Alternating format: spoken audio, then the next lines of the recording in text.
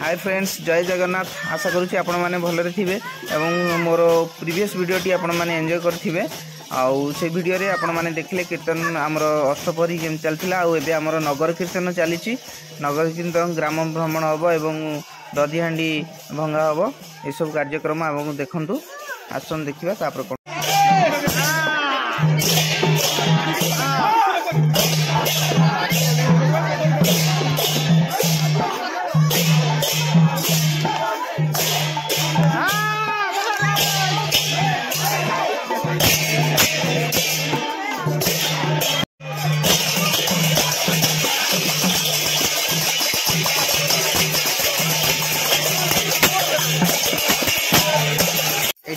कौन देखो पिला माने जो चॉकलेट बिस्कुट पकड़ा अच्छी आ चॉकलेट बिस्कुट पकड़ा पिला खुशी से खुशी केमती गोटाउंट ये गोटे अलग खुशी निरा बढ़िया लगुच गाँव रे जो आमर अष्टपहरी ग्राम भ्रमण हो नगर कीर्तन बहुत बढ़िया लगुच। बहुत धूमधाम आम अष्टपहरी पालन कर आसन देखा आगे पुणी कौन कौन हो।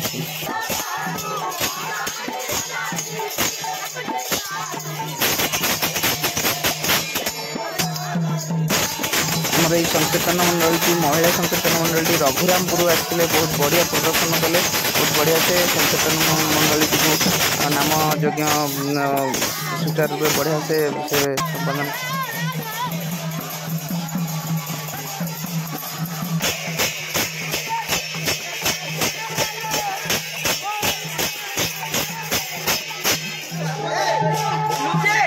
आम लुसी आम राम ये अबीर बोलाबली होती नगर कीर्तन रे।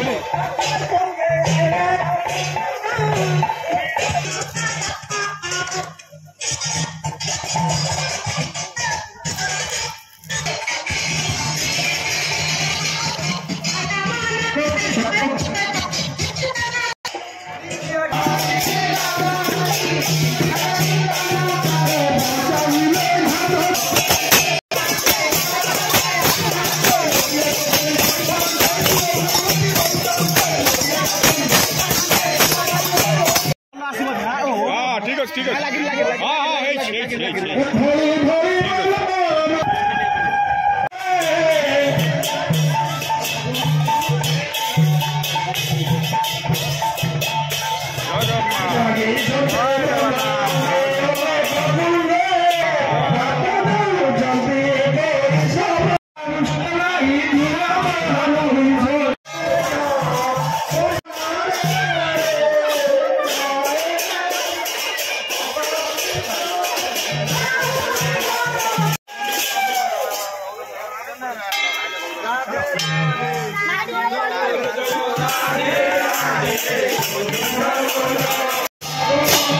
Thank you.